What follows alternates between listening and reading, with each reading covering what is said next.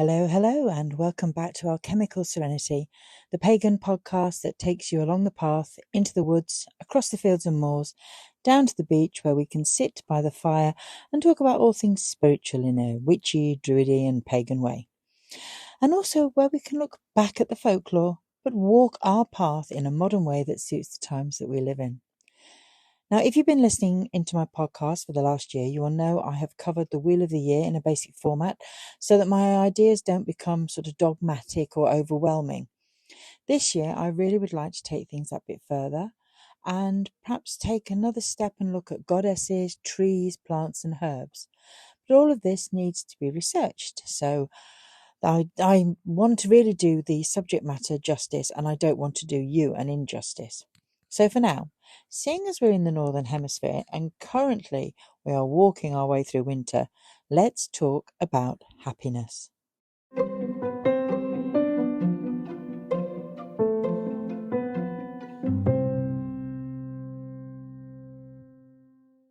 So I was looking for different things to bring around that feeling of happiness at this time of the year. And one of those, obviously, is walking. And then when you've done a bit of walking, do a bit more walking. Now, obviously, exercise helps with our mood. It releases endorphins and it boosts our immune system. And walking is a perfect way to do this. And I'm sure that most of you who already love to walk can attest to its benefits. And also, being out in some daylight is really going to help with those serotonin levels, right? So hopefully this can help with seasonal affective disorder. Now, winter always seems a strange time to get out and walk, more so now when we've got all this rainy weather that's been happening and the possibility of snow and ice. But I also think it's a great time to get out if you can. Now, being out in nature has some incredible benefits, and apparently 4,000 steps a day is a good level to aim for, which I think is around 2 miles. Now, of course, if this isn't achievable for you, then how about just wrapping up and sitting outside with a hot cup of tea or by the window on a bright day and let that sunshine in? Now, I've personally found that working also with the elements is very beneficial. So, if you know your element that you are attuned to, or feel that you're more attractive to one or another, then why not try working with a particular one first and then perhaps work with another element to see what that can bring into your world. I have a whole podcast on working with the elements. I'll have to check which one it is, and I will put a link to it in the show notes. But if you want to drop into that at any time, give it a listen. It was last year, so it's not very far away, but that's worth looking into because that gives you more details about the elements. Our first element is smell, which is air. Now, happiness is linked to doing something immersive. So, what about engaging all your five senses rather than one? How do you feel when you smell flowers or perhaps cut grass, a cake baking, or that lovely smell of ground coffee? Smell comes under the banner of air. So, from an element point of view, finding something that you feel connected to that makes you feel happy in that element is a really good thing too. Now, my daughter loves the smell of pine as it reminds her of trees we used to have in our garden when she was growing up. Maybe you like the earthy smell of leaves or that crisp morning air in winter. It can even be something as simple as a particular scent that you wear that conjures up happy memories. Next element is to spend time near water. Now, this is something very calming, isn't it? And yet boosting about water, whether it's a small stream, a gurgling brook, a river, or to be by the sea. And studies have shown that people who live beside the sea have a much higher level of happiness. And okay, most of us can't just move to our favourite resort, even though we would love to. So looking for a place near water or connecting with that element is just as good. And even a walk along the riverbank or canal can help. Plus, something that I quite like to do a lot is to listen to the sound of waves. Earth, go green. Walking in the forest or tree-lined walk is incredibly beneficial. Now, you may have heard of Shinrin-yoku, or as we know it over here, forest bathing. And Shinrin-yoku is the Japanese word for it, and it's a very beneficial thing to do. Now, not only do we enjoy the connection with nature, but the trees have many different benefits for us as humans on different levels. Now, we can't live without trees, and trees can't live without us. So let's take advantage and work with each other. And, you know, did you know that smell of the of the tree, of the earth, of the mud, whatever you're walking through, is also incredibly beneficial too. Another one is fire. Now, obviously, that's our fourth element. Now, if you have a fire pit or perhaps just a simple candle, then your connection to the happiness of fire and flame is there in front of you, and you can use that for whatever reason. Some people use fire, like a fire pit, to throw negative things that they want to get rid of into the fire to let it burn, and then it's gone for the year, and you can leave all that past stuff behind. Then other people use flames for scrying, which is a positive thing to see what's coming up ahead. Um, the Goddess Brigade at Imolc, which is only just not far away, like a couple of weeks away by the time this goes out. I'm going to actually cover in my next podcast, because although we have covered Imolc last year, we didn't really go into the Goddess Brigade, and I'm going to go into her as our goddess. So come back on a bit more on fire. Trying some energy moves now. Gentle moves such as Tai Chi Qigong are great for shifting any stagnant energy. Now, if you're feeling sluggish, perhaps one day, then if you can, go outside and allow yourself to connect with the energies of all those elements: earth, air, fire, water, and of course, there is spirit. Now let the energies come from above and below, and let them flow through your body.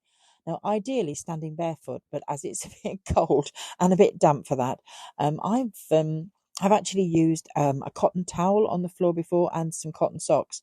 Now, because they're a natural product, this allows the earth energies to flow through, whereas rubber trainers, rubber-soled shoes will block the energy completely. Now, if you've tried Qigong, perhaps, or you've been along for Tai Chi and you've done maybe some Shibashi, you may know a few positions, but if not, then try this one, which is just a little bit different.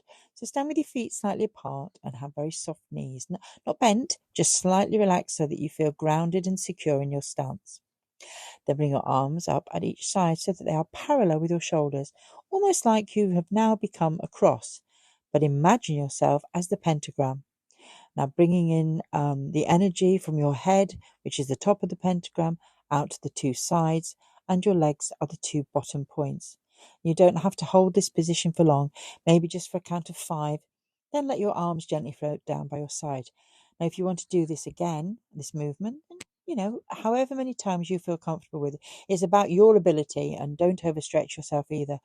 Just take it at your own pace. If your arms only move a few inches from your side, that's perfect for you. Just imagine that you are in that position of the pentagram. You can also do this movement sitting down on a chair.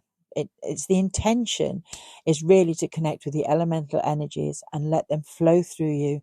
Chi, prana, nepri, ki, all are the same energies. Now, here's something that you might think is completely off the wall: screensaver motivation. Now, I saw this recently in a magazine and I thought, what a great idea. Turn your phone or your screen into a motivational tool. So if you need to be outdoors, maybe on a walk, or you perhaps want to play more golf, go tennis, weight training, just even a dog walk, then find an image so that each time you pick up your phone, your screensaver has that image of what you need to do.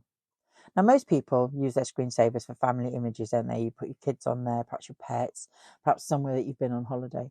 But why not try for a while putting up an image that motivates you to do something for you?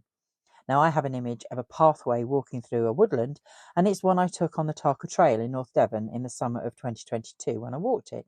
It was a beautiful summer's day. The path leads away from me in front, and I felt like this was the path that I was walking along as part of now, as I look back with hindsight, the path I was walking along with my podcast. But obviously, it doesn't have to be taken by yourself, but if you've got something that reminds you of a happy place or something that you want to do, use your screensaver as that motivation. Sing. Whether you can sing in tune or not, just have a crack at belting out your favourite song in the car, in the shower, in the bath, as singing is good for your health. And if you can join a choir, or you can sing in key and you want to join a singing group, then sing, because singing is a fantastic way of raising your energy, raising other people's energy, and getting out there and really letting rip. Take a nap. Power naps are very good for us. Not only is it an instant mood booster, but it can help with memory and concentration. Oh, and of course, academic performance. Now, the best naps are only 20 minutes. If you sleep over this, it could be detrimental and have the opposite effect.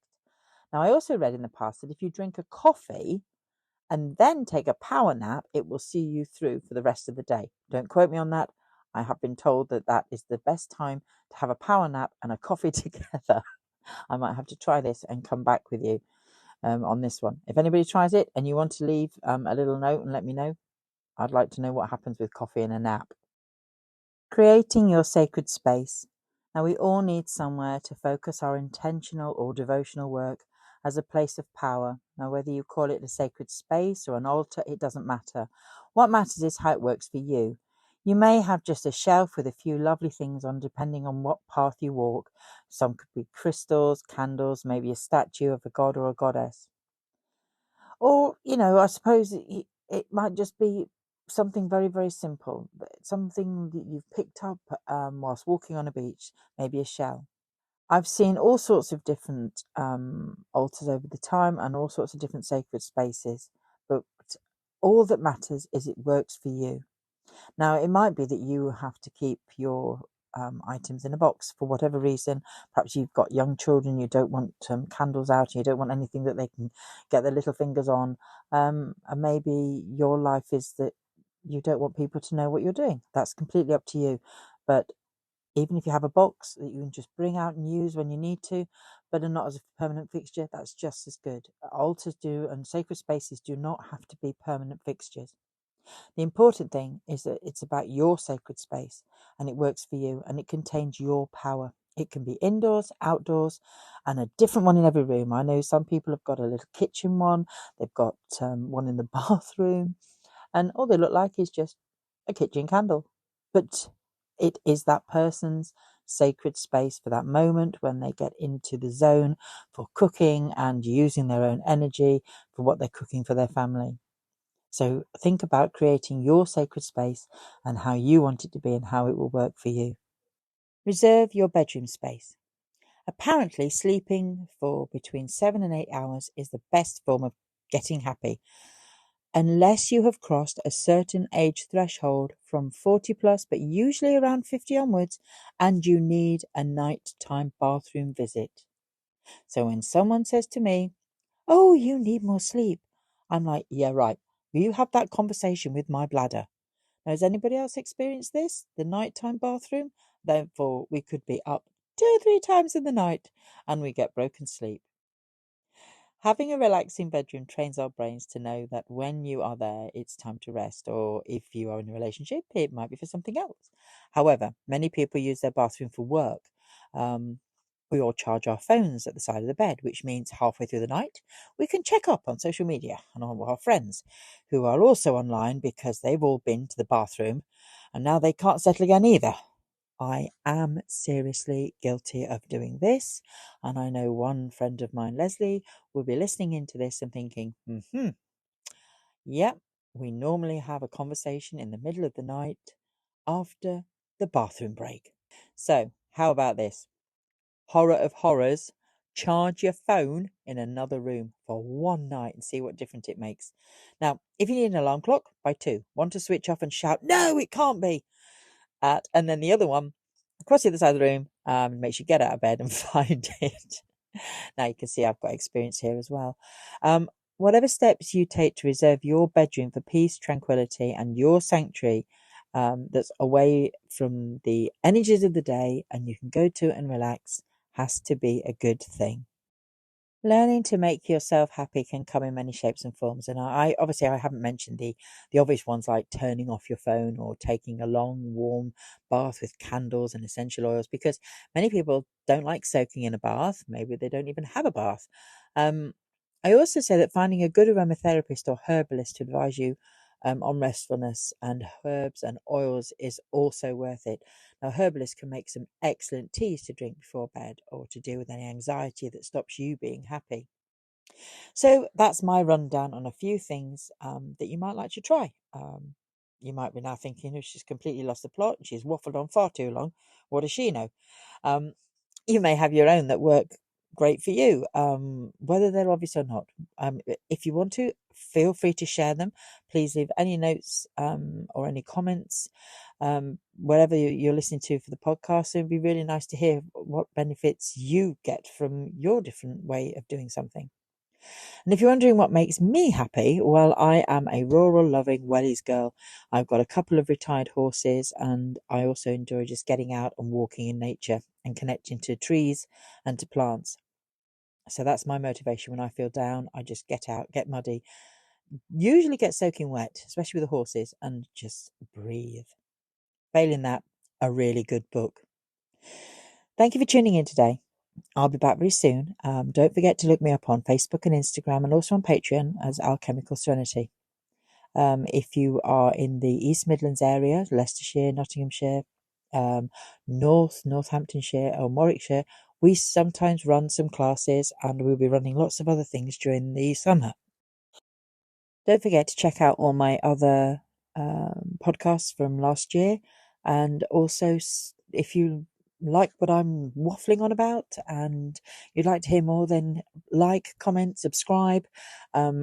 If you just like to listen, then obviously use Apple and Spotify to listen to the podcast, and that, it's just plain and simple me waffling in your ears.